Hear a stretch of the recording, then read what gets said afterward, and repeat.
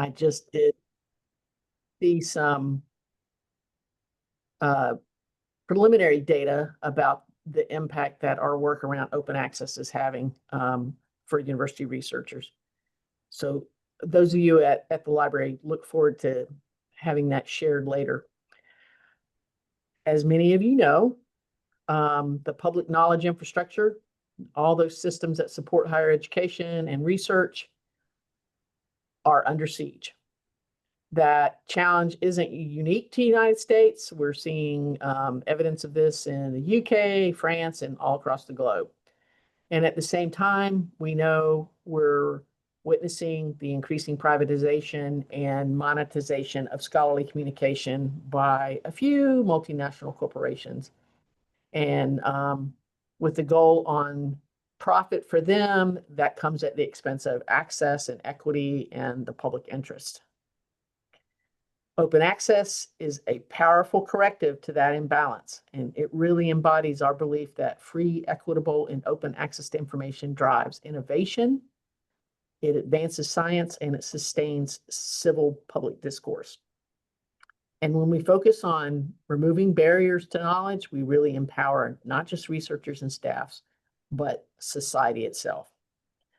Today, as Jeff made reference, we've enlisted 3 internationally recognized OA experts who are going to participate in our virtual panel. We are enough practical open access for everyone. And I'm pleased to introduce our distinguished colleagues. First, I want to introduce Sarah Lamdan. She's the Deputy Director of the ALA Office for Intellectual Freedom, where she combats book bans and works to educate librarians and the public about the nature and importance of intellectual freedom in libraries. Before joining ALA, Sarah was professor at the Cooney School of Law, where she taught administrative law, environmental law, open government law, and data privacy courses. In addition to her JD, she has a master's degree in library science and legal information management and a law certificate in environmental law. Sarah's been a Spark Senior Fellow, a fellow at the Engelberg Center on Innovation Law and Privacy at NYU School of Law, and she's a member of the Environmental Data and Governance Initiative. She's also a council member for the Invest in Open Infrastructure. Sarah researches and writes about information access, surveillance, and privacy, and informational capitalism. She's noted that in an era of shrinking budgets and increasing threats to public education and research, that open access advocacy is more important than ever. I think we can all agree with that. She also has said scholars and innovators, including scientists, technologists, historians, and artists, need information sources that are accessible and abundant, not prohibitively expensive and out of reach. Her most recent book, Data Cartels, was published in 2022 by Stanford University Press, and that is about the privatization and monetization of personal data. Our next panelist is Peter Suber. Peter's the author of the pivotal monograph, Open Access, published by MIT Press in 2012. He's been a leading theorist of the open access movement for more than 2 decades. His most recent book is Knowledge Unbound, and that consists of some of Peter's selected writings on open access from 2002 to 2011. Peter, Senior Advisor on Open Access for the Harvard Library and Director of the Harvard Open Access Project at the Berkman Klein Center for Internet and Society. Peter's training was as a philosopher and a lawyer. He was a professor of philosophy at Earlham College for 21 years. He also has taught law and computer science. And when he stepped down in 2003 to work on OA full-time, he was a tenured senior professor, and now he's a professor emeritus. Peter was, as many of you know, the principal drafter of the Budapest Open Access Initiative. He sits on the boards of many groups. He's devoted to open access and scholarly communication, and he's been active in fostering open access for many years as a result of his research, his speaking, and writing. Peter reminds us that the more that knowledge and research matter, the more it matters to make them open access. OA facilitates their discovery, retrieval, reading, use, reuse, and preservation. OA improves research itself, and it also improves education, journalism, and every kind of evidence-based policy and practice. Our third panelist is Dr. Samuel Moore, and he goes even further in challenging us to recognize that scholarly communication is shaped by multinational corporations and infused with capitalist logic. Done right, open access can be one corrective to this exploitative and unsustainable system. Dr. Moore is a scholarly communication specialist at Cambridge University Library and principal investigator of materializing open research practices in the humanities and social sciences. He's also an affiliated lecturer at Cambridge Digital Humanities and a college research associate at King's College, Cambridge. He has a PhD in digital humanities from King's College in London, and he's one of the organizers of the Radical Open Access Collective. He has a forthcoming book, Publishing Beyond the Market, Open Access, Care, and the Commons, that's going to be published by University of Michigan Press in September 2025. He argues that the move to open access should focus less on the free accessibility of research outputs and more on who controls the publications and scholarly communication infrastructures. Before we move to our panel, I want to thank all of you for joining us today, because like I said, we're going to rededicate our commitment to open access. And I thank you for your ongoing, continued commitment to making knowledge truly open. Remember, Open Access Week reminds us that we all share responsibility for sustaining a system where ideas can be freely shared and built upon. It's about ensuring that the world's knowledge isn't a commodity, but a commons, and that common remains open, equitable, and enduring for generations to come. So thank you again, and over to the panel. Thank you very much, Dean Chadwell. Before we move to our first question, a couple things about the meeting norms. I'd first like to give a shout out to the team here who's worked tirelessly to make this possible. That's Danielle Steinhardt, Elena Pierce, Andrew Gearhart, and Brian McGeary. And I wanted to let folks know if they have questions or comments, they can use the chat or the Q&A feature. The folks on this end will be monitoring those comments and questions, and we will get to as many of them as we can towards the end of the meeting. There's also a Padlet available. If you feel moved to do so, we'll put the link to the Padlet in the chat. Let us know what your top of mind issue is when it comes to open access these days. So what do you see as the most crucial issue facing us today? And now we'll dive into our first theme, which we're calling the political economy of knowledge. So I'd like to frame this first with a quote. This is from Catherine Skinner, Director of Programs at Invest in Open Infrastructure.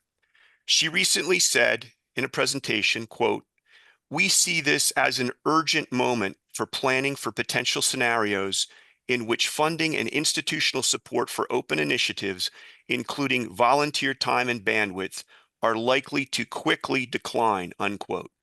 In the US and also elsewhere, as the Dean pointed out, multiple agencies have been revoking grants, and there have been significant reductions in funding commitments to universities. Pierre Mounier, who many of you know and whose name you will recognize, he wears many hats, but he's most notably the co-director of the Directory of Open Access Books, noted back in May the assault on what he calls the public knowledge infrastructure, which he defines broadly as education and research in the press. So our first question for the panelists, and I'll go to you first, Peter, and then Sarah and Sam. Is this a critical moment for open access and open access initiatives? What is the current political economy of knowledge as you see it? Peter. Thanks. That's a very good question. One reason the current political economy pinches open access is that many authors make their work open because they are required to do so by their funding agencies. And if funding agencies are cutting back on their research funding, then fewer authors are receiving grants, and fewer are receiving the condition on the grant to make their work open. On the other side, even in the United States, where research grants are being slashed, the policy to require open access for funded research continues. And I don't think too many American academics are holding the two-sidedness of this together.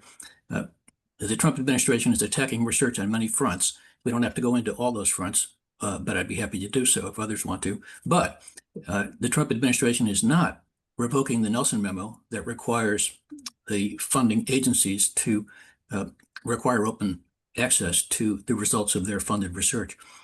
So on the one hand, the funding is going down. On the other hand, the requirement to make the work open survives, even in the United States.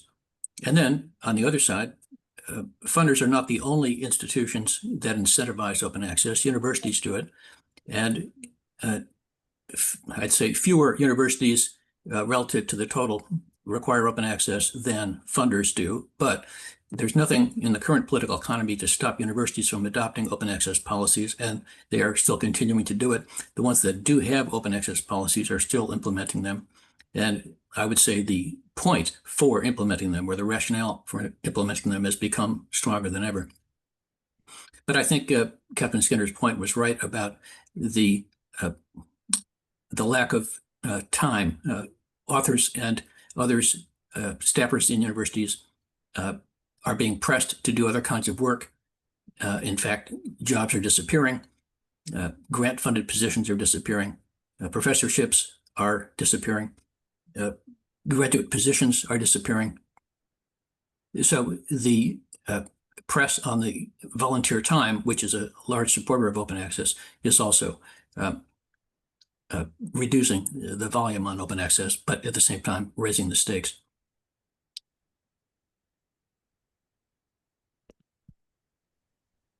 Yeah, I agree with everything Peter said. And I kind of even go further. And I feel like we're kind of at a point of market failure for the knowledge and information industry or sector, right? We've seen, not, acknowledging that nothing is ever perfect, right? There was never a perfect time for information access and information flows. And there is also no, there's no utopian information society and world and access points. Given that, we've watched for decades as as in the information industry, there's been just mass consolidation and kind of the pinch points that Peter Suber pointed to just now, right?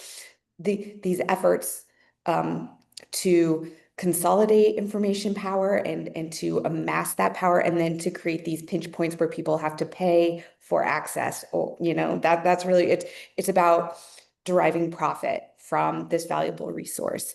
And we saw in the 90s, before the internet, that all of the paper information sources kind of started collapsing into one another, right? Newspapers went out of business.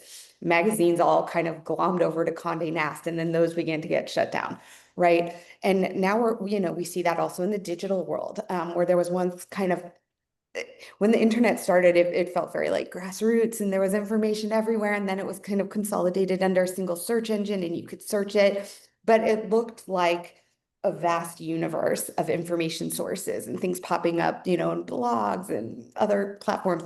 But we've seen that those platforms have also consolidated over time. And now we really have several platforms. And sometimes the pitch point is still a paywall, it's still money.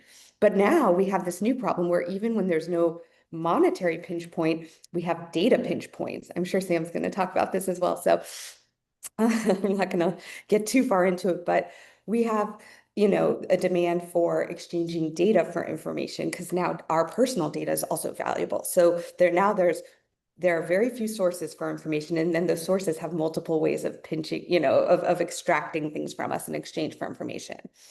And I think that raises new concerns and makes the need for a real open access infrastructure more timely than ever. And I also agree with what Peter said about a lack of resources and time, right? He said in this era when we need more open access, and it would be really wonderful and helpful to have more sources of more open access information without pinch points, without data or financial pinch points, so that we can all get the information we need, even though there is, this memo in place that in the United States, at least, that declares that this information should be accessible. We have not built, we don't have we haven't been given the resources and the time to create that infrastructure.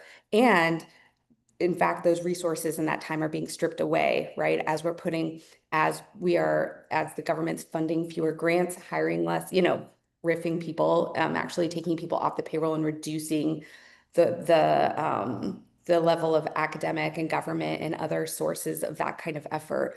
So we're in this moment where I think we have a recognized need for open access combined with just a real problem amassing the resources that we need to build it.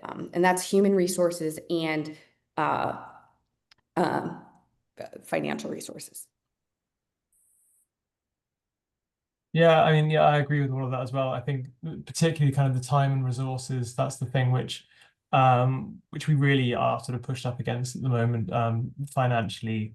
In the UK, we obviously kind of financially constrained as well at the moment. Many libraries are having to make serious cuts. And at the same time, in the library at Cambridge, at least, we're very concerned about supporting open infrastructures and how we do that. And we want to do that as a way of kind of supporting a robust ecosystem, but also one that's sort of less commercialized and less just kind of less extractive, I suppose, of people's time and such. And so we're at the moment, as much as there's a lot of pessimism in the air, we do feel that this is a time to be sort of thinking about how we do best distribute our resources, and that might be kind of pulling away from certain commercial indexes in order to support things like OpenAlex or that kind of stuff. So there are opportunities among all this sort of pessimism that exists, which I think are kind of important to recognize. But I mean, and part of that is around kind of how we might scale things in slightly different ways. I mean, we've had part of my role is people will come to me often and ask for money for their publications or their infrastructures and things, and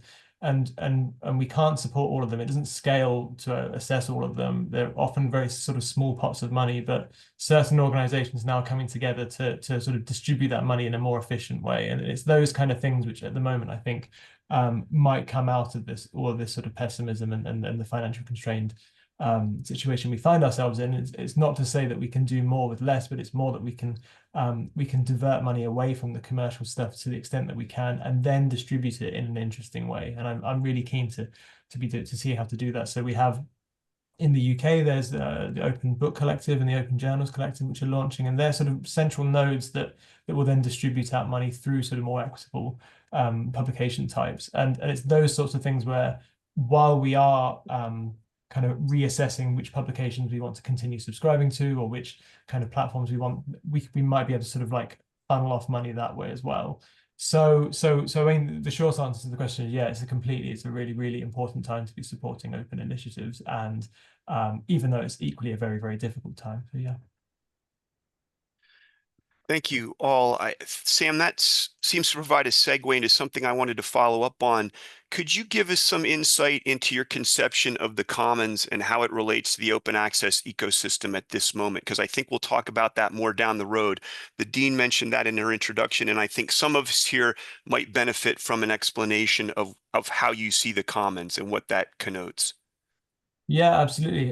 So yes, I mean, since the event was launched, that book has now gone from being forthcoming to just published. So it was published in the last month, I think. So and that is my kind of way of exploring open access publishing through the lens of the commons. And the commons is this kind of really slippery concept that has come to you to sort of mean so many different things. And it sort of often has this kind of very fluffy kind of connotation of just like free stuff, like we can all have free stuff. And so often you'll see things like certain kind of public infrastructures being referred to as commons because you can like access a park bench or all that kind of stuff. Now, I think that term is less helpful than a more kind of robust definition, which means kind of communities that get together to self-manage their resources and share those resources. Now, from a perspective of open access, those resources can be open access publications, but the community itself is maybe better thought of as kind of like a journal community or those sorts of things.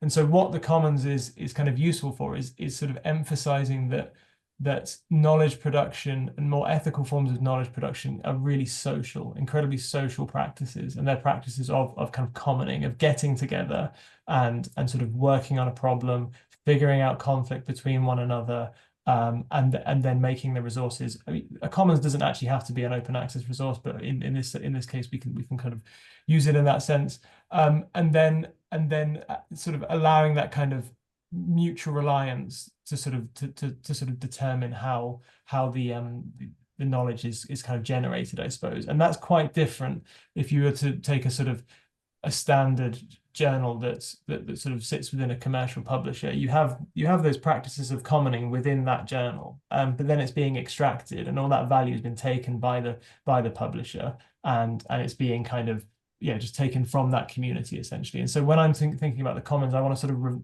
return to that idea of small communities getting together, looking out for one another, looking out across communities, and sharing their knowledge in less kind of predetermined ways as well, I guess. So it's not about so ideas of the commons is always about kind of what best kind of suits the community at hand, and rather than the sort of a cookie cutter production process that you might funnel an article through or something like that. And so I think it's quite helpful in this moment to be thinking about the commons and actually thinking about, in the previous question, those ideas, all of them have a really social dimension. We're not just talking about economics. It's a really sort of strong social dimension to what we're talking about. So yeah, I hope that gives a sort of flavor of what I'm talking about. Yeah, thanks, Sam. That was very helpful. And I have a follow-ups for Sarah and then Peter. Sarah, from your viewpoint as a lawyer working at ALA, do you feel things have evolved or maybe devolved since the publication of Data Cartels just a few years ago? And then Peter, after Sarah responds, I'd like to ask you, given the direness of the political moment, are there responses or strategies for us to undertake that are different from what we've been doing for, say, 15, 20 years in the realm of open access? So Sarah first, please. So yeah, that's a great question. And I want to also shout out Sam's optimism and like these fresh new ideas to deal with the problem instead of me being pessimistic, which I'm about to be a little bit. So I feel this not even from ALA, but even in a more global sense. So my work focus on like two major information warehouses, two major publishers that also deal with data brokering, right? That also deal with kind of selling data. And like I said, that is asocial, right? It's kind of the opposite of a commons. It's very extractive.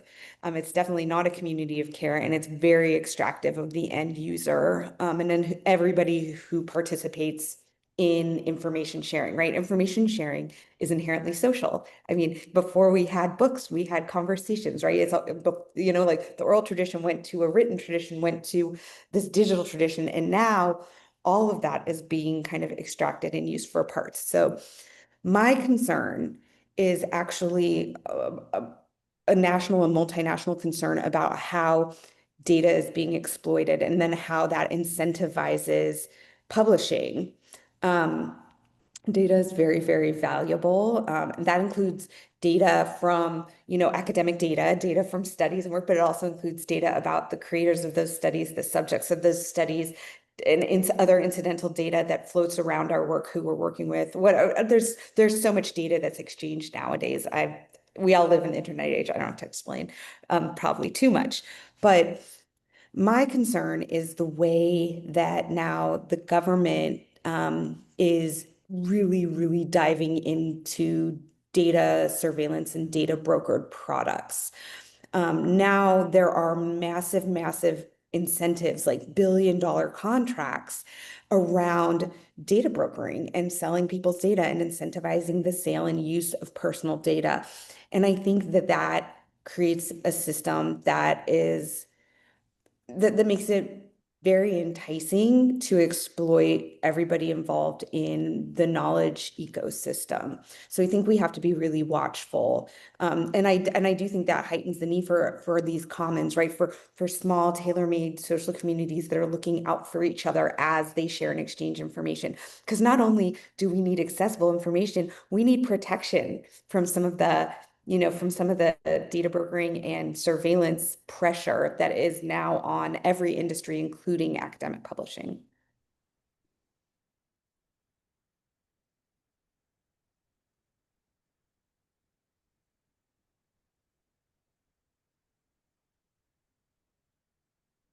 Peter, did you want me to restate my question? I kind of Oh, threw no, it I at you. was, but I was wondering if you were going to do that or if I should just jump in. So I'm happy to jump in.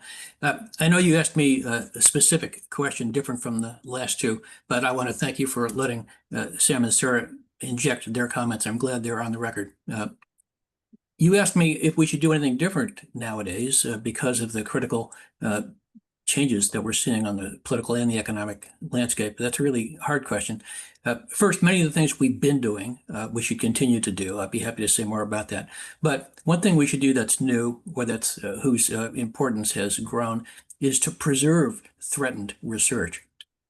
As soon as Trump started taking down research that had previously been open access, hosted by the federal government, initiatives sprang into being to capture it and preserve it so that even if the government copies were taken down, other copies would still exist. That's something academics do.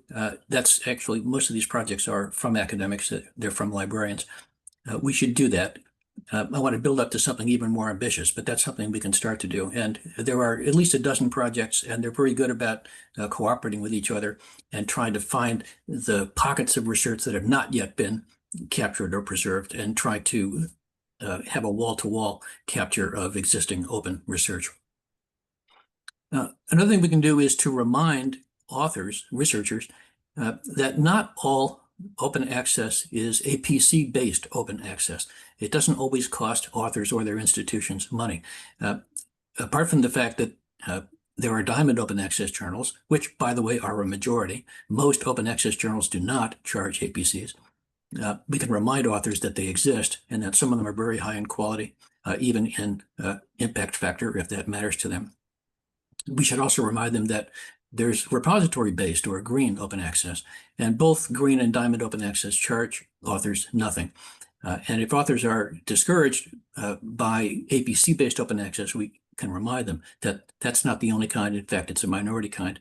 Publishers like to leave the false impression that all open access is journal-based and that all open access journals charge APCs. Both of those are false. But I think people unlike us who specialize in this and don't pay close attention, take the publisher's word for that and think all of open access has been captured by them when, in fact, only some of it has. Sorry if you can hear that doorbell behind me.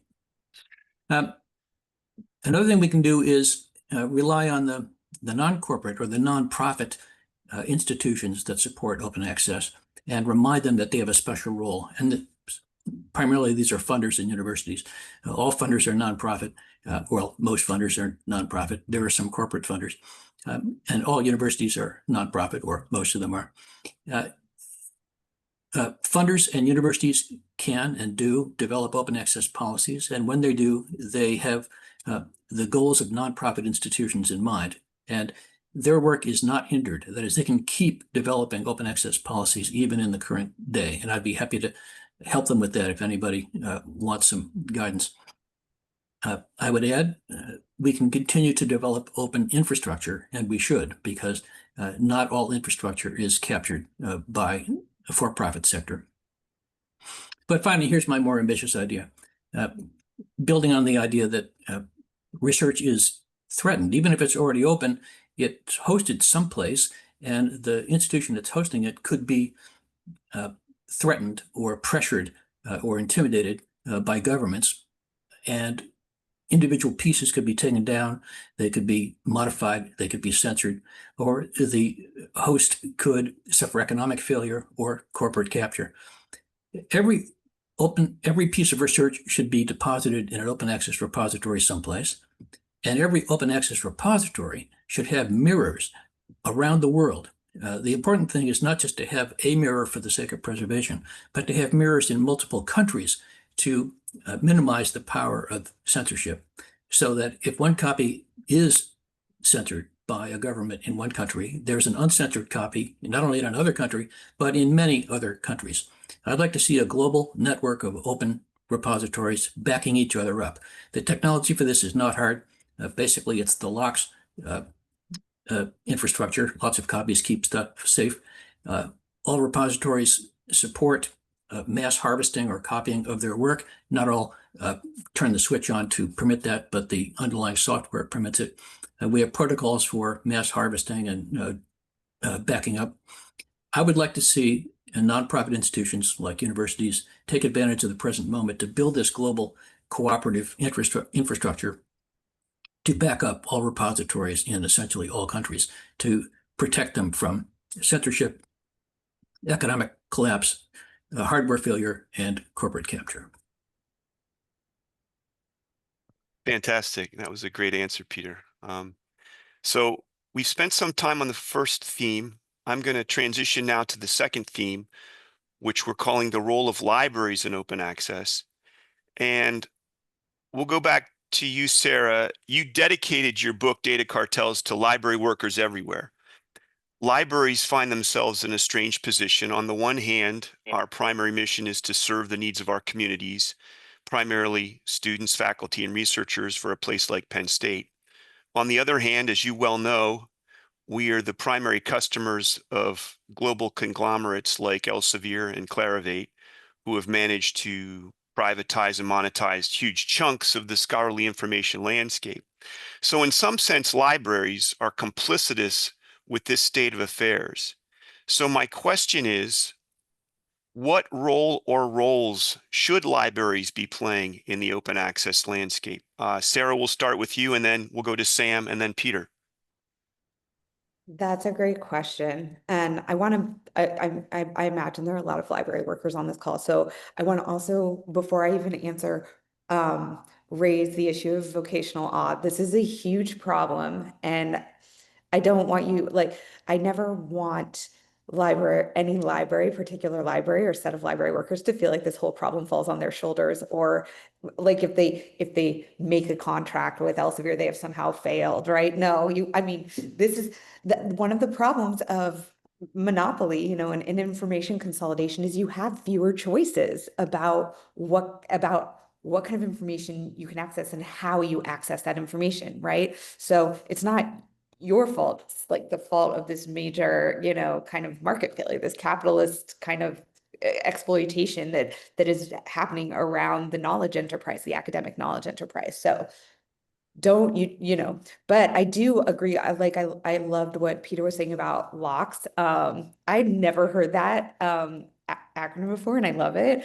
You know, these projects, like if they are something that your library has the bandwidth to participate in, creating mirror sites or creating your own, you know, archive, or, you know, if you can give certain lending rights to certain entities, you know, there are so many creative things that libraries have been doing, libraries with the bandwidth to do so.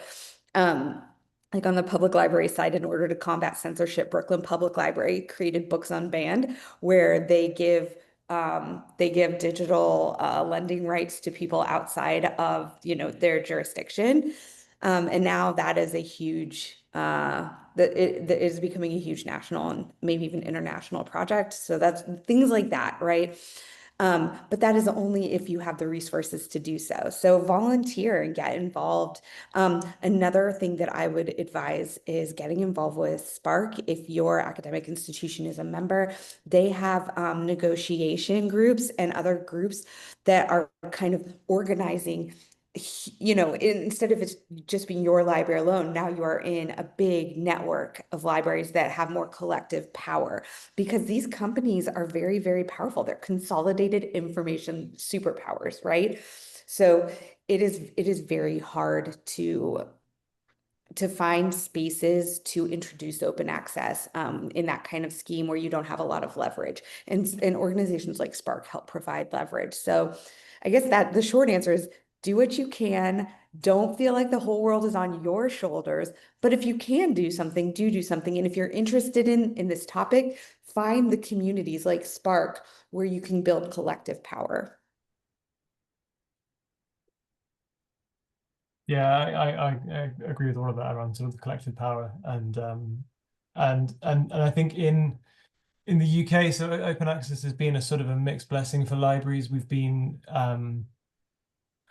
we're quite early on in the sort of in the kind of funder push for open access. The UK was at the vanguard of that, really, and there was a lot of money that was freed up for open access initiatives, particularly for things like transformative agreements and APCs, and then also in the library compliance. So how we ensure that researchers are sort of actually doing what they should be doing for their funders, making things openly available. So that's really helped with things like infrastructure, but also it's kind of made the work many ways about compliance rather than the slightly more kind of interesting or exciting things that open access could be. So there's always been this kind of weird mixed kind of blessing. And I think on balance, it's probably been a good thing for sort of building capacity around open access initiatives to have that money, because we're allowed to do actually quite a sort of a wide range of things with it. The government gives us money in the UK to do open access stuff. Now, of course, a lot of that goes on just supporting mainstream journals and the things which are expected.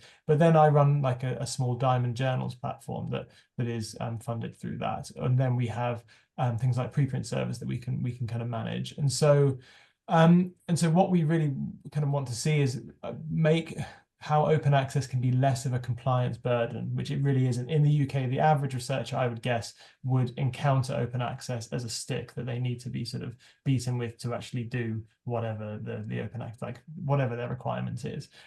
Make it as less about that as possible, and then build capacity for the stuff that allows it to not be a compliance burden, so it can be around kind of scholar-led publishing or new forms of open access book publishing, pre-printing, publish, review, curate, all of this really interesting and exciting stuff that sits on top of open access. And so I think that's particularly how I see my role, is to try to engage people around that kind of stuff, and rather than, because actually otherwise we do run the risk again in the UK of losing the argument and saying that people are starting to lose interest in open access because they just continually associate it with just the government wants us to do this for the ref, or my funder wants us to do this, and I can't see any value beyond the fact that I'm just sort of like sticking it in a repository and going on from there. So we want to be able to sort of unearth why you're doing that, what actually is interesting about open access, like engaging new publics with your research and sharing your work with people who just otherwise wouldn't have had access. And it's really easy actually to forget that. So that when you're sort of immersed in open access, that was really why it was kind of, I mean, Peter knows this much better than I do, but that was really what it was founded to do. And so kind of coming back to that a little bit, and then making that argument rather than just saying this is a tick box exercise that we in the library are telling you you've got to do, otherwise you're not going to have a job, that kind of thing. Mm-hmm.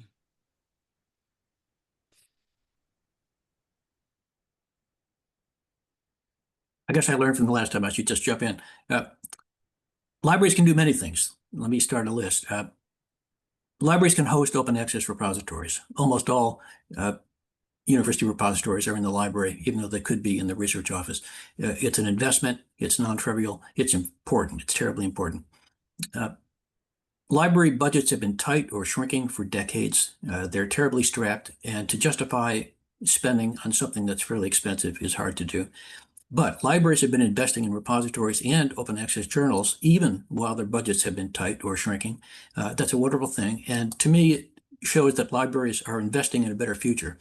It might cost them some money today, but if they invest in an open access future, it will cost them less than the subscription-based past. So they can continue to do that. They should see it as an investment in a better future. One of your questions was, can they do anything to persuade authors to care less about journal impact factors or the place or prestige of publication? And the answer is no, not directly, because the incentives to care about JIF and place of publication are set by promotion and tenure committees, and librarians are almost never on those committees except for fellow librarians. But when I was running the scholarly communications office at Harvard, I made a point of talking to department chairs about modifying their promotion and tenure criteria specifically to help authors care less about impact factor and journal prestige and to care more about quality. And if any unit in the university should care about quality, it's the department that hires, promotes, and tenures people. And it's extremely time consuming because the members have to be informed and persuaded from scratch, and then they have to deliberate, and they don't want to impose or change these almost sacred criteria without wide consultation. But it works, and I spent a lot of time doing it, and I persuaded 4 departments, and then I ran out of time before I had to retire. But it's one thing librarians can do. They can't do it directly, but they can do it indirectly. To build on something Sam said, authors have to be persuaded that making their work open actually benefits people. And it's not just checking a box for their employer or their funding agency. At Harvard, when we share our work through our repository, when somebody downloads a work from the repository, there's a cover letter that says, if you feel inclined, please drop us a line about what it means to you to have open access to this piece. And it's obviously optional, but we get more than 5 responses a day, and we vet them. That is, not all of them are shareable, but the ones that we share are not only read by the public, but they're read by our own authors. And a common misunderstanding among publishing researchers is that by publishing in a peer-reviewed journal, they're already reaching everybody who matters, or they're already reaching everybody who cares to understand whatever it is that the author has just published. But that's wrong. And the best way to show them that they're wrong is to show them these testimonials, these expressions of gratitude from the readers of the open access copies. These are people who did not have access to the subscription copies, and it opens authors' minds. Librarians can help universities adopt open access policies.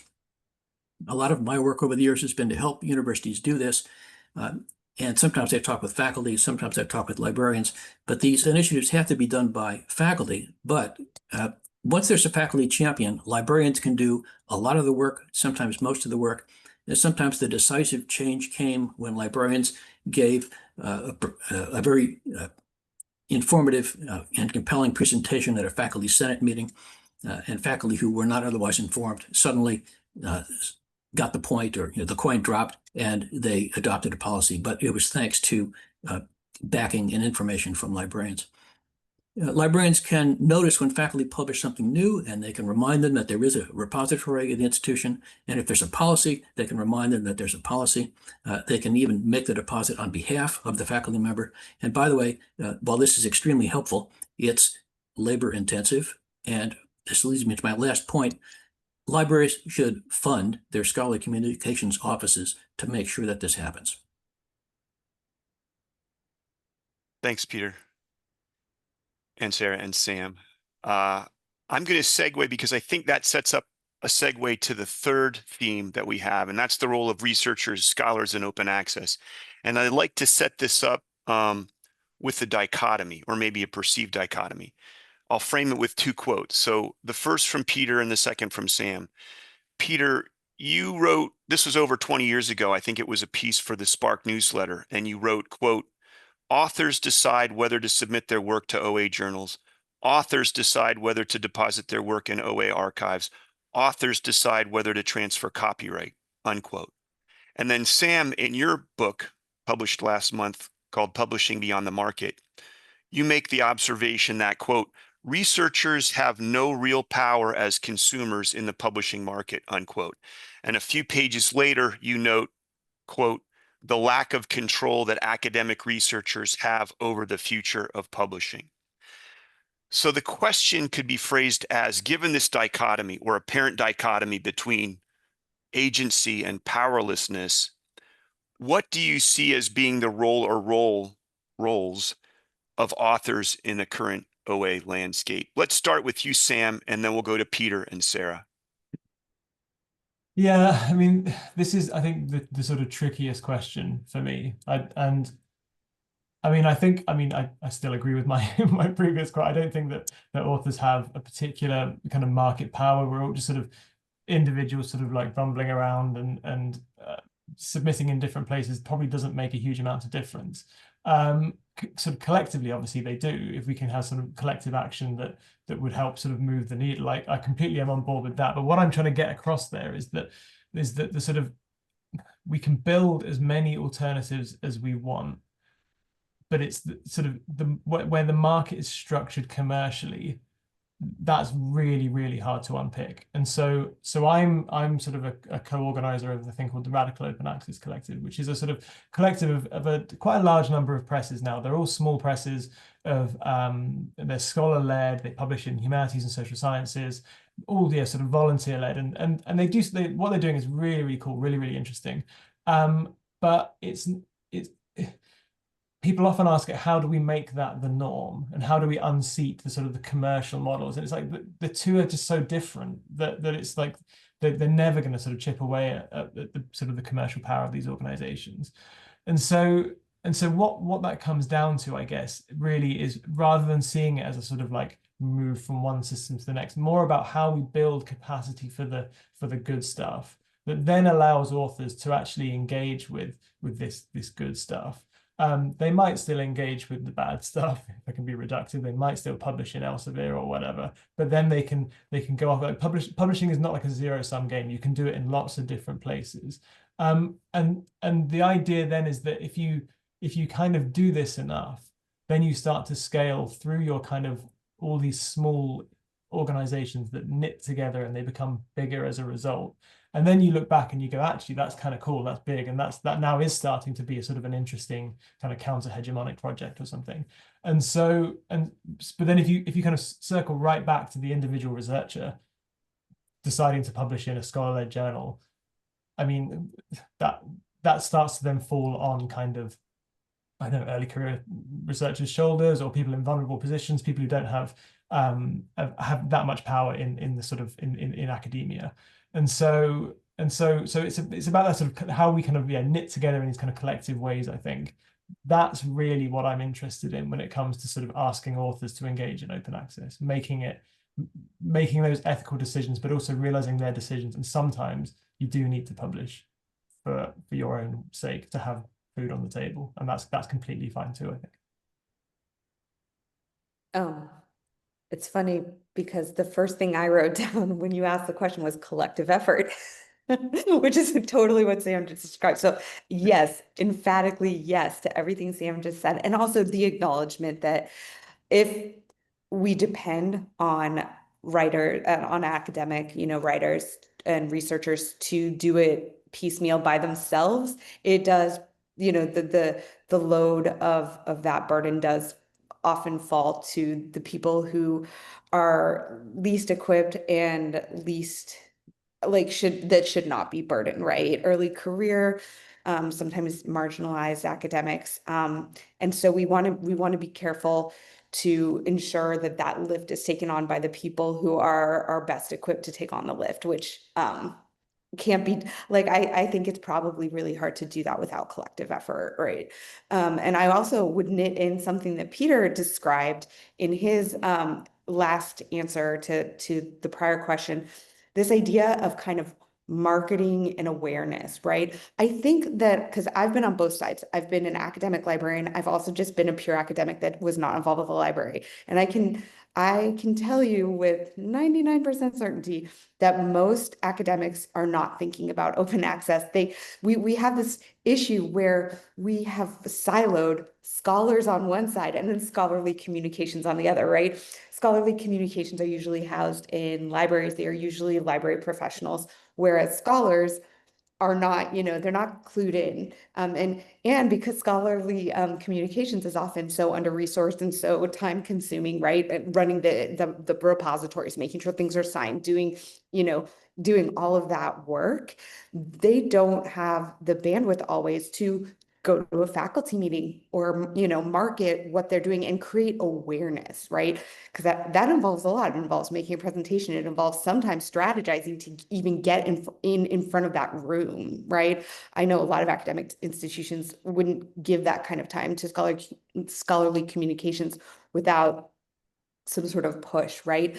But I think that the collective effort that Sam described, it is incumbent upon us to create some sort of awareness. They can't fight for what they don't know about, right? So I think if we as the library world and Scholarcom can voice our concerns to the writers, that the people creating the materials, then, because I do think they would care, right? I mean, not universally, nobody, I'm not going to generalize that far, but I can imagine that if you put yourself in front of the faculty and explained what was actually going on with their research and how it was both harming them and the knowledge enterprise, I bet that once they learned about that, we could create more of that collective effort. So yeah, I mean, the answer is not very it's just keep pushing and letting people know about it. Just keep talking about it, right? And also share those cool OA initiatives, right? If you are doing something cool or you want to hype up somebody else's really cool project, don't just do it inside of your community. Break out of the silo and tell your faculty about it too. So that's what I have.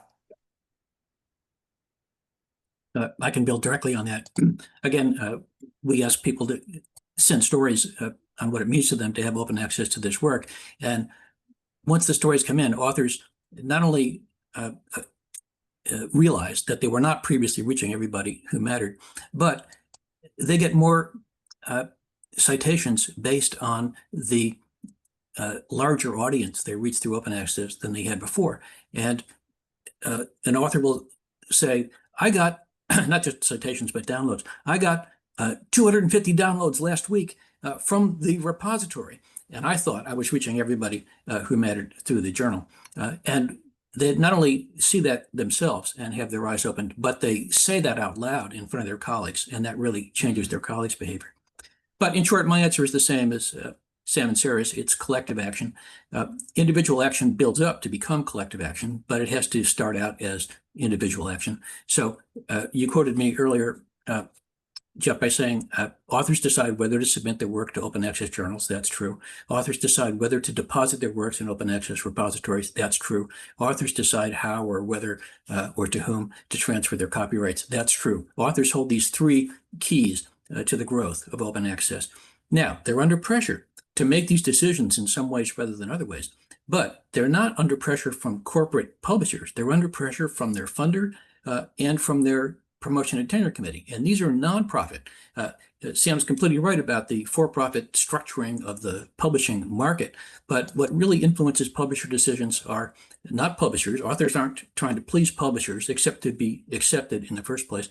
They're trying to please their promotion and tenure committee and its criteria, and they're trying to please their funder with its open access policies.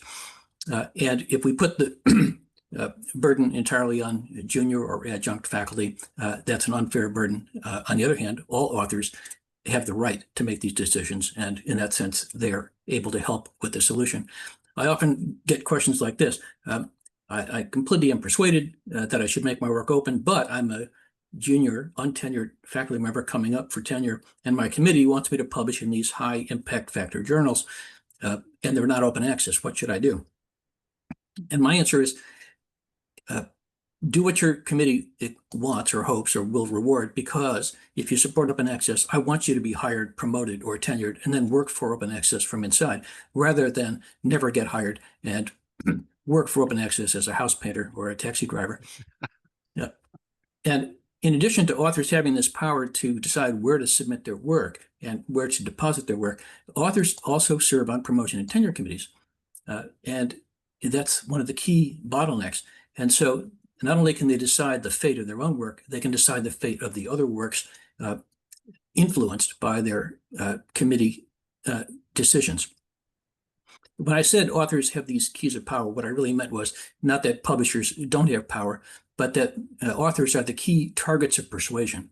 If we persuade authors in volume, then we've basically done the job. I keep thinking of a line by Richard Smith, a former editor of BMJ.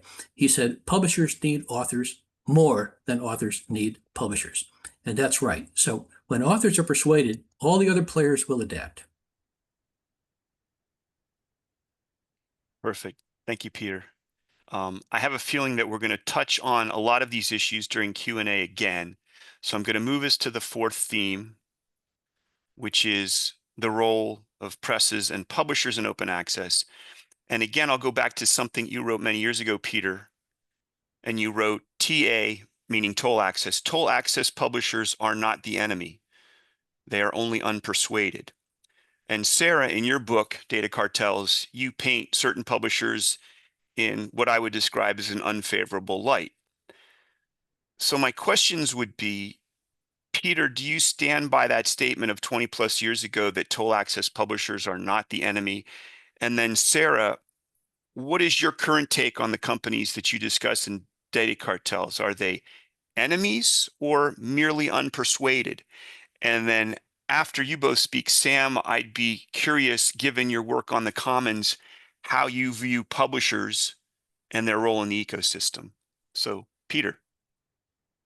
Yes, thanks for putting a rough date stamp on my statement. I made it at a time when the chief uh, combat in the open access world was with subscription publishers. That's changed. Right now, the primary fight is with open access publishers who charge APCs or who adopt an inequitable open access model as opposed to a more equitable open access model. It took subscription publishers several years to realize they could make at least as much money publishing open access with high APCs as they used to publish with subscriptions. So when they were unpersuaded, what I meant was they were still subscription based. They were not publishing open access. But they began to publish open access. They tested the waters and they were doing it with APCs, and they found that it could be profitable for them. The position of most of the big corporate publishers now is we don't mind open access at all, provided we get paid well for it and provided we get to own the rights. And that's very different from the landscape when I made that statement. But it's still true that publishers who oppose open access are unpersuaded. And history shows that some of those publishers sometimes become persuaded. And we have to bear that in mind. And when they're persuaded, they could flip to a model that we dislike, open access with, let's say, high APCs, but they've still flipped to open access. And then we can work on the next step, which is getting them to understand that APCs are unnecessary. But if we can't win that battle, and by the way, I'm not sure we can at least persuade authors that they don't have to submit to those journals, and we can steer research in a different direction. But my main point when I made that statement, and the part of it that I still affirm, is that publishers don't stop authors from choosing open access. They can't stop authors from choosing open access. In that sense, they're not the enemy. If authors are not making their work open access in great enough numbers or volume, that's not the publisher's fault.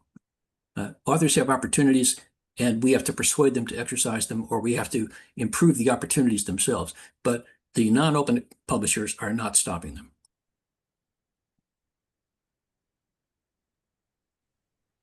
Yeah, I actually, it's so funny. I really appreciate your characterizing EPCs as like a step in the right direction, because I've never thought about it that way. But you're right, like we did get them to budge, right? Like there was movement, and now the pinch point is somewhere else. So it's like there, maybe that is a sign that change is possible, and we just have to keep pushing. That's definitely like, that's much more optimistic than my, so I wrote my book, and then I had to step away from it. I had a medical situation, so I didn't look at it for a few years. And then I went back as I was re-entering kind of the world.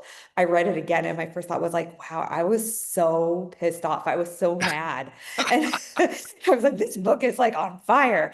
And but like it was a very frustrating exploration, because I went into this like 3 or 4 year kind of research process, not knowing much about these companies beyond the fact that I liked their slick platforms. You know, I'm a legal researcher, so I used their legal research platforms, and I thought they were very great. I mean, they're very slick and good.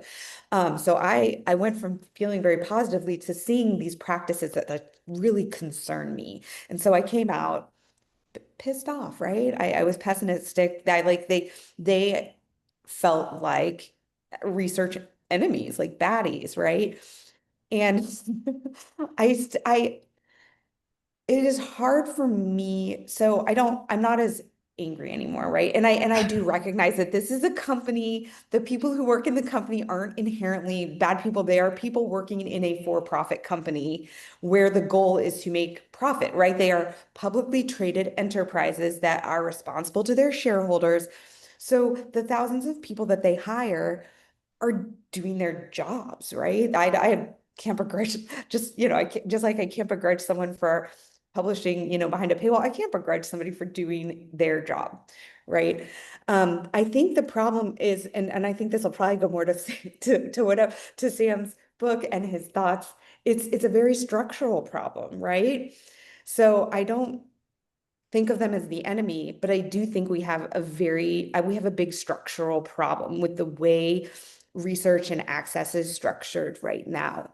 We are in a situation where we rely on a lot of our information, and that consolidation has happened under these for-profit enterprises that have to keep increasing their profits, right? And much of their profit comes from these pinch points in access, right? From putting some sort of requirement for access. So those barriers are necessary to derive the profit that these companies need.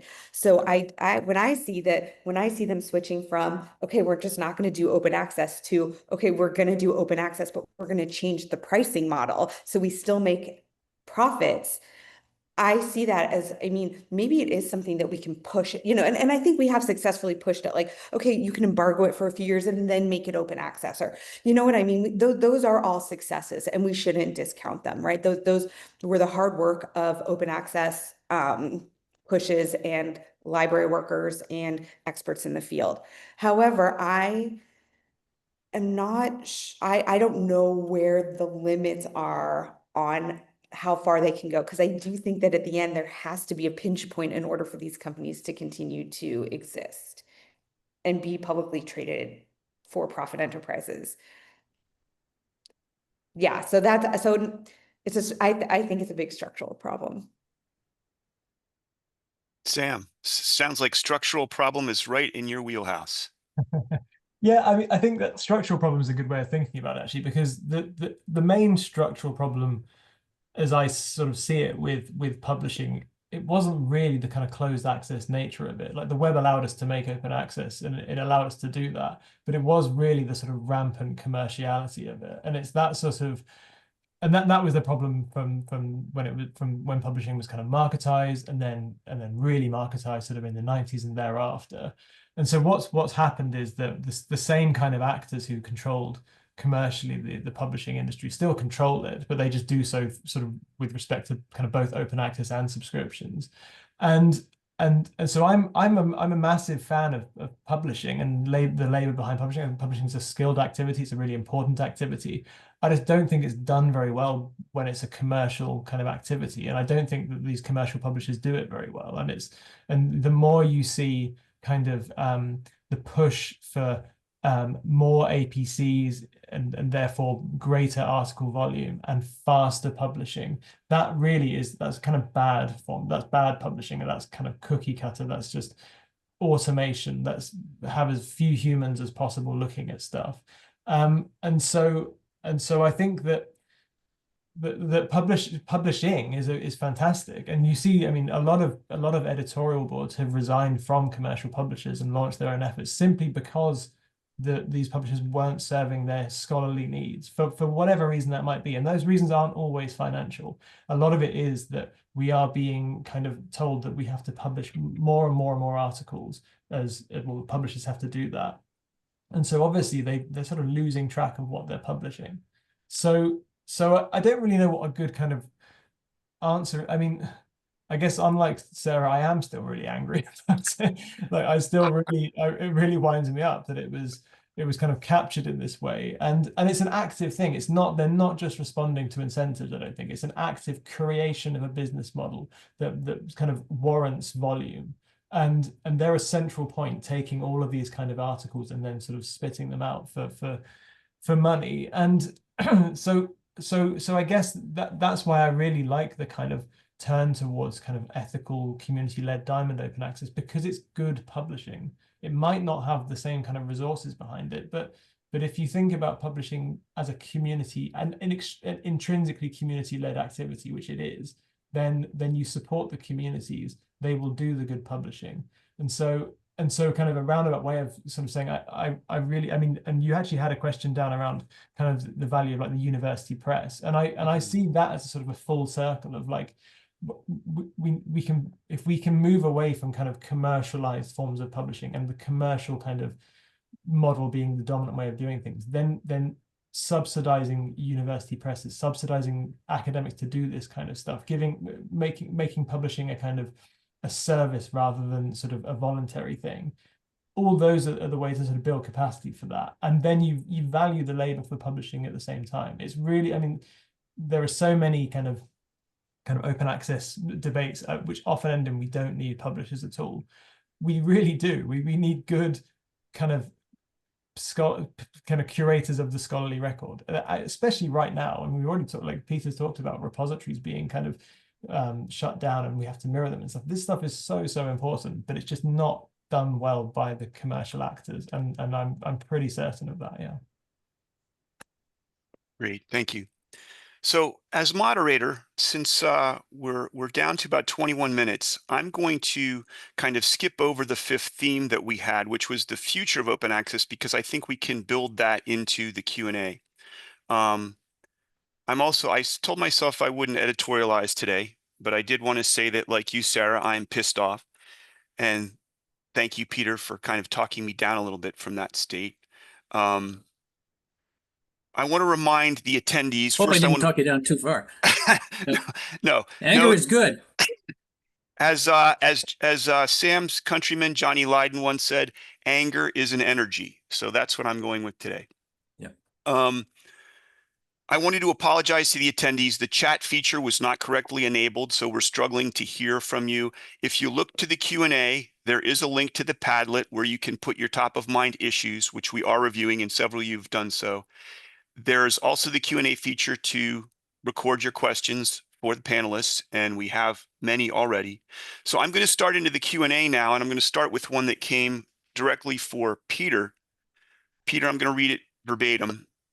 I am the Chief Business Officer for LOCKSS at Stanford. Thank you for the shout out. Your idea is interesting for the global preservation of knowledge. Do you see a collaboration between institutions to create an infrastructure for global preservation? How did you imagine this could be done? Yep. First, thank you for what you're doing for LOCKSS.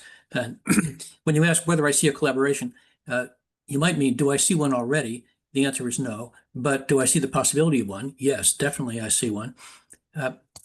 There's a project called CORE, C-O-R-E, not C-O-A-R, they're related. But C-O-R-E harvests the content of willing open access repositories from around the world and tries to put them in one place for several purposes, including text mining. CORE is not based on rocket science. It's a great idea, and they do it very well. And CORE plus LOCKSS is really the idea that I have in mind. If we can harvest the content from willing repositories and back it up with LOCKSS software that automates the synchronization among the willing repositories, then, and we put these nodes of the network in different countries, then we have exactly what I was looking for. So we don't need new technology. We already have harvesting and lock synchronization technology. We just need institutions to make it happen. And I think all institutions have an interest in seeing it happen, especially those that are suffering or either from censorship or from the risk of censorship and want to protect themselves from that risk. I'd be happy to work with anybody, including LOCKSS, that would like to see this happen. Thanks, Peter.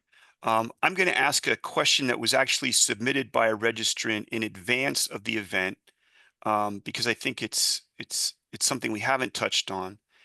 And as phrased by them, it is, what lessons can the so-called global North learn from Latin America and the global South in the realm of OA? Are there pathways to implement those models in the US/Europe and the rest of the world?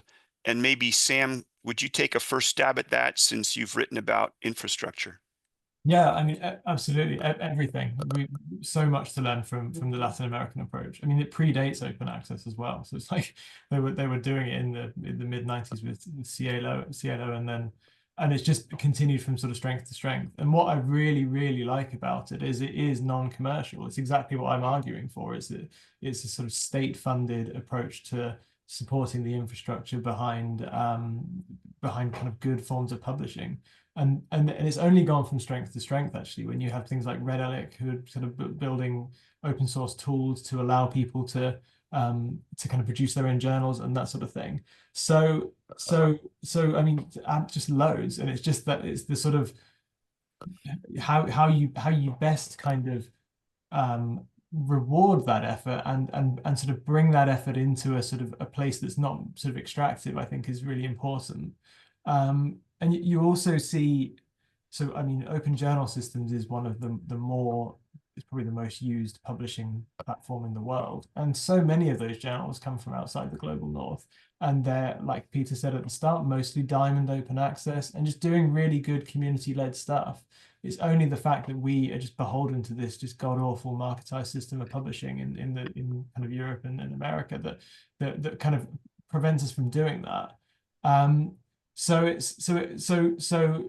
mean, all I can say is just like massive kind of enthusiasm for that kind of model. Really, is it works so well. And I wish that we lived in a political economy that would afford that. And that's the problem, because it's state funded or it's university funded. Whereas, I mean, we have a bit of that in the UK, but it's very, very precarious, and it doesn't have I mean, you still have the big kind of monoliths of publishers that you have to sort of appease. So yeah, I hope that just gets across my enthusiasm.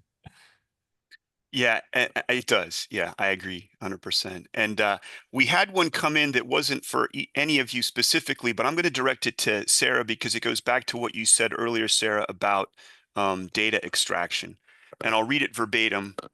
How can we address faculty concerns that publishing their work openly makes it more vulnerable to being used for training large language models, especially given that open access literature is particularly attractive for AI training due to its lack of legal and technical barriers compared to traditionally published content?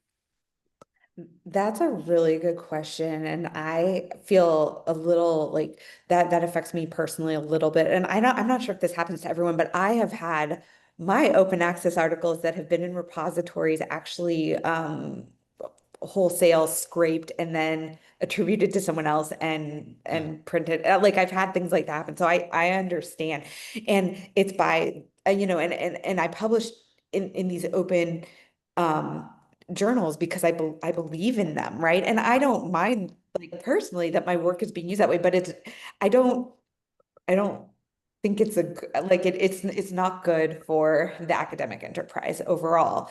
So yeah, that is a very real concern. And what I would say to that is that's something that the OA community should be cognizant of and working on, and I'm confident that they are. So I think that really addressing it straight on and saying, yes, you are not, you are not out of your mind for believing that is, or for not believing that, but for fearing that and for having that concern. That is a legitimate concern. And here are the things we are doing to protect these open access materials, right? Because I mean, that's what's so rotten about a predatory publishing system or an extractive publishing system, right? All of these things now have monetary value, right? Because they're being used as commercial goods. So if you make something available for free, everybody can just snatch it up. So we have to do things to create security and locks and measures that make those things difficult to scrape, and difficult to use in that way, right? We have to have those tools. I apologize that I'm not I'm not a tech expert, so I'm not sure what those tools are. Peter or Sam might have a better idea of specifically what the open access community is doing and what they can do. But I do think it is a legitimate concern and one that we all have to meet in these parts of the world where we're not supporting, like one thing that Sam said about kind of the global south and other infrastructure that's being built, it takes investment, right? And Peter's also discussed how these investments pay off, right? But there is an upfront investment, and we have to be willing, the government or some supportive and financially, available source and center has to be willing to take that on. And part of taking that on involves also building that security infrastructure to prevent things from being scraped, to make it hard for things to be used that way and exploited that way. Peter, I'd be curious, do you, or maybe you, Sam, as well, do you have a take on that question? Because it's something that's concerned me, that the whole AI use of open access materials. Yes. First of all, I'm very aware that many scholars do not want AI tools to train on their publications. They have different reasons. I have to say, and I'm about to lose some friends here, I'm not one of them. I want my work to be used for training of AI tools. And here's the reason, in short. I'm a scholar. I write nonfiction. When somebody asks a question about an area of my specialization, I want the answer from the AI tool to reflect my research. I think all researchers should want that. And that's only going to happen if they train on my research. And by the way, all my publications are under CC BY, which means I want these tools to train on my research and then use my research in their answers, provided they give proper attribution. One problem now is that they don't often enough give proper attribution. And Sarah suffered this terrible problem of actually being plagiarized or having these tools facilitate plagiarism. That's wrong, completely wrong. And if these tools become good enough to give systematic proper attribution, we could solve that problem. But mainly, I want my research to have an impact. One of the background principles of open access is that scholars write for impact, not for money. And if we want impact, we want to be indexed by search engines, even though they're wealthy, and we want to be incorporated into AI tools that answer questions about our subject areas, again, provided we get proper attribution. When we don't get proper attribution, it does look like a ripoff, and maybe it is, but I want this AI training with the proviso of attribution, and the tools are getting good enough to do it. Just one more postscript for authors who are so worried about being crawled or mined for the purpose of AI training. If that makes you want to retreat from open access, I would pause, at least for a while. There are a lot of cases in front of courts that will affect your decision.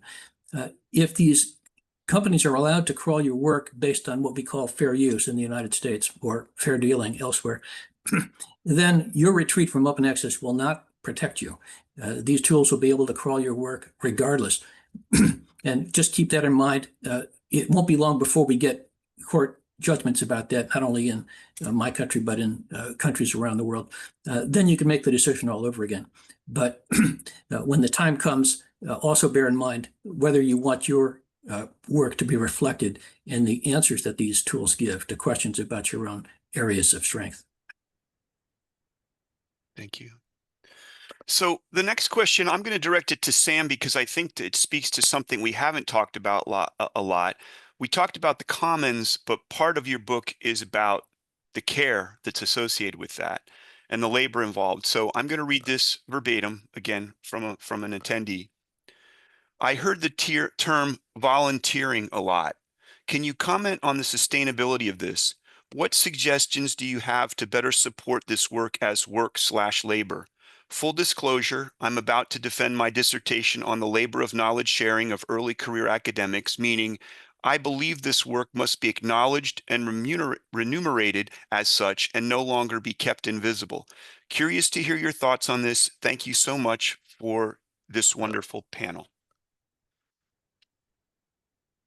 Yeah, I think that's kind of the key question for a lot of what I think about when it comes to the labor that underpins publishing. And if we recognize, and I hope we all recognize, that good publishing is labor intensive and therefore it's sort of resource intensive, then we need to support that.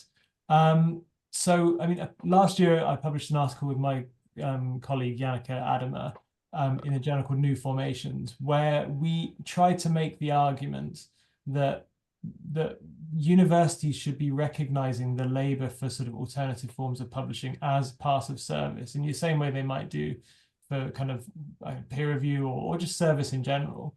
And so I think that's probably quite a nice way of doing it, thinking about it. I mean, I'm not sure. I mean, that's probably a difficult argument for them to actually entertain right now, but still thinking about recognizing it as part of our roles rather than sort of kicking it out to a sort of a commercial kind of mechanism. So, I mean, a good sort of maybe example of what I would be against is is sort of direct monetization via sort of small grants, like paying peer reviewers, for instance. We hear a lot about that, about how if we just pay 300 quid per peer review, then we're going to fix the peer review crisis. I just don't think that's a particularly, these sort of microtransactions is a particularly good way of actually valuing this labor, for one thing. I mean, it probably costs a lot more than £300 to adequately review an article, but also it's kicking something out to, it's marketizing something which really shouldn't be marketizing. So it's further getting away from the value of the university subsidizing all of these things because they are valuable. So yeah, I mean, but it's a really, really important question, and it's one I think about a lot. But there's also the case that, I mean, we do give a lot of labor to commercial publishers already as academics, and diverting some of that labor to different ethical efforts is probably a good way of valuing it as well. If you're already doing it, why not give it to someone who's actually valuing your time and working towards something good? So yeah, I mean, one of the bugbears of mine is seeing kind of some critical academics, particularly in humanities disciplines, who then go and publish in kind of Palgrave Macmillan or kind of big commercial publishers, and it's that level of kind of, I understand why you're doing that, but also like having that kind of maybe sort of divert it over there to somewhere a bit better. So, but yeah, a difficult question to think. Thanks, Sam. So this next question wasn't directed to any of you individually, but I'm going to pose it to Sarah for a couple reasons. One, because Sarah, you're at ALA, the American Library Association. And two, it will kind of knock us out of our fairly parochial academic research mindset. And the question is this: is there a place for elementary school libraries in the OA open movement? If so, what might that be, and how might advocates, members of the open community support this? That is such a good question, and one we don't like. We really do, when we think about access in this context, think about academia. I think access is critically important for every level of education and for every person. So I think one of the things about libraries, so when you think about the chain, normally the paywall is paid by either the public or school library, right? They pay for the subscription to the electronic materials system, the platform. But that's not to say there's no choke points there either. It's just the choke points are different. So in public and primary school libraries, not academic libraries, and also in academic libraries, children aren't reading journal articles as much, right? They're reading full monographs and maybe other types of, magazines and serials. And those are made available electronically through platforms. And those platforms, so it's different, but they're not publishers, right? They are merely taking the materials that publishers create, and they're taking them in digital form, and they are then selling them, right? And the public example beyond libraries is Amazon, but in libraries you have several vendors. There's a lot of consolidation. There's only a couple vendors who really control the platforms for libraries. So there are a lot of negotiations and standoffs there as well, right? You know what I mean? There are issues with the expenses associated and the costs associated with those and control over collections when using those platforms. So there's a similar type of negotiation and bargaining that goes on between school libraries, public libraries, and the digital platforms where material is shared. And there are also efforts by some larger library systems to create alternate open platforms that aren't commercially run.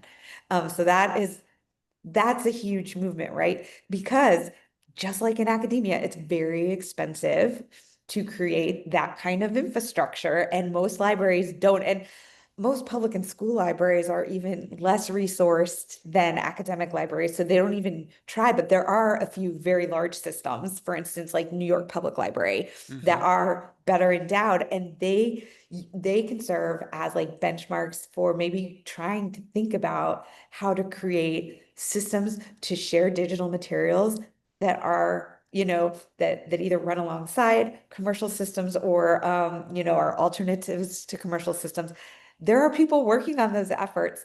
One of the major organizations working on those efforts right now is one called Library Futures. So if you're interested in access to e-materials through public or primary school libraries, Library Futures, just like Spark is really academic focused, you might be able to find some interesting material and ways to participate through that organization as well. Thanks, Sarah. We're just about at time, so I'll ask that we move towards a close. I'm going to end with a quote from Peter. The unpersuaded are not enemies, so it goes back to that theme. Persuasion can fail while OA succeeds. We don't need unanimity. We need open access.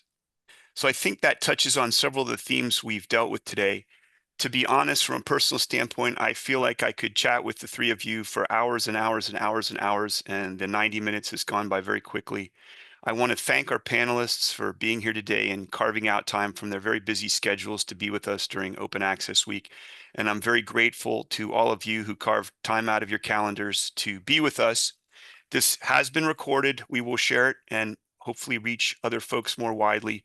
So I'll give the final word to any of our panelists. Is there anything we didn't touch on that you'd like to talk about in 60 seconds or less? I would Not in just 60 seconds, but thanks to the panel and thanks to you for organizing it.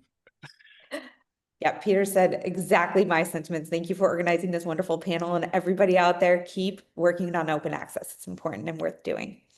Yeah, agreed. Thank you. It's good it's ending now because I'm going to be in the dark really soon. So I'll just be sitting here in the black. But Thank thanks you, very much. Sam. And have everybody have a good rest of your International Open Access Week, and I hope to see you all at some point again. Bye-bye.